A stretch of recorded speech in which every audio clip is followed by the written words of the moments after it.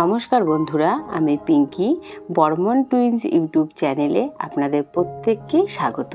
তো বন্ধুরা, আজকে শুভ রাখি পূর্ণিমা। রাখি পূর্ণিমার সকল বন্ধুদের জানাই আন্তরিক প্রীতি ও শুভেচ্ছা। তো আমার তুতেই তানিয়ার প্রথম রাখি পূর্ণিমা এটা, সেই জন্য আমি তুতেই তানিয়াকে কিন্তু সকাল সকাল স্নান করিয়ে দিচ্ছি।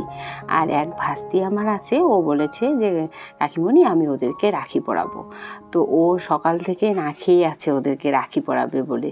তো সেই জন্য আমি ওদেরকে সকাল সকাল স্নান করিয়ে দিচ্ছি, আবার রেডিও করিয়ে দেব। আর আমার দুটো বাচ্চাকে সামলে তো আর সমস্ত কিছু করে উঠতে পারি না, তবু যতটুকু করতে পেরেছি সব ওইটুকুই আপনাদের সাথে শেয়ার করছি। তো এদিকে তুতে তানিয়ার স্নান হয়েই গেল, ওদেরকে এখন সুন্দর করে জামা পরিয়ে দিয়ে একটু রেডি করিয়ে দেবো। তারপরে আমি ওইদিকে রাখি পূর্ণিমার জন্য ওর বাবা সকাল সকাল বাজার থেকে কয়েকটি রাখি নিয়ে এসেছে, আর আমার সাধ্যমতো যতটুকু পেরেছি আমি আয়োজন করেছি। আর যাই হোক, এদিকে তুতেই তানিয়া রেডি হয়েই গেল। তো বন্ধুরা, আপনাদের বাড়িতে কিভাবে ভাই বোনেরা মিলে, শুধু রাখি পূর্ণিমা মানে তো আর ভাই বোনদের বন্ধন না, এটা সকল দেশবাসীর বন্ধন। তো সবাই কেমন করে রাখি পূর্ণিমা কাটাচ্ছেন সেটাও আমাকে কিন্তু কমেন্টে অবশ্যই জানাবেন। আর এদিকে দেখুন, আমি দুজনকে রেডি করিয়ে নিয়ে চলেও এসেছি। আর তুতেই তো তানিয়াকে রাখি পরাতে পারবে না, তানিয়াও তো তুতেইকে রাখি পরাতে পারবে না, ওদের হয়ে আমি ওদেরকে পরিয়ে দেবো আর কি। আর এদিকে ওদের দিদিভাই সুন্দর করে ওদেরকে আশীর্বাদ করছেন। আশীর্বাদ করার পরে ওদের হাতে রাখি পরিয়ে দেবে। আর তানিয়া দেখুন কত সুন্দর করে সমস্ত কিছু দেখছে, আবার এনজয়ও করছে। আর প্রচণ্ড পরিমাণে গরম ছিল বলে তুতেই কিন্তু একটু বিরক্তি হচ্ছিল। আসলে কি এতটা পরিমাণে গরম পড়েছে, বাচ্চাদের রেডি করানো মানে কি যে চাপের ব্যাপার। তবুও যাই হোক, তবুও যে এতটুকু রেডি করাতে পেরেছি এটাই অনেক। বাধ্য হয়ে ফ্যান চালিয়ে দিয়েছি।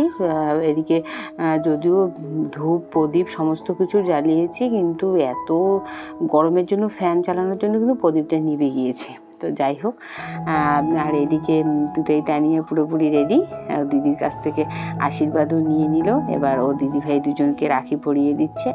আর তুতেই কান্নাকাটি করছিল, যাই হোক পরে কিন্তু যাই হোক ভালোভাবে এনজয়ও করছিল।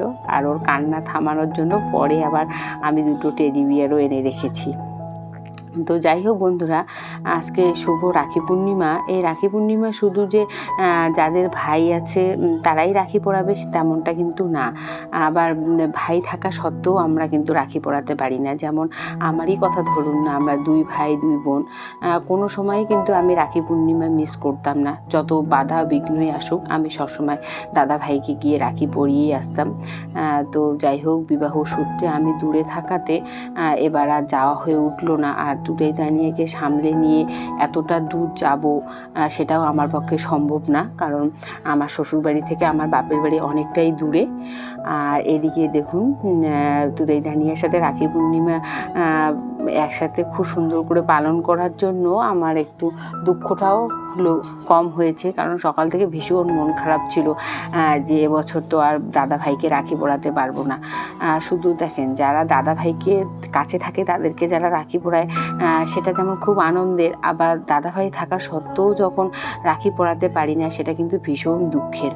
তো যাই হোক, যাদের দাদা আছে ভাই আছে তারা সুন্দরভাবে রাখি সেলিব্রেশন করুন।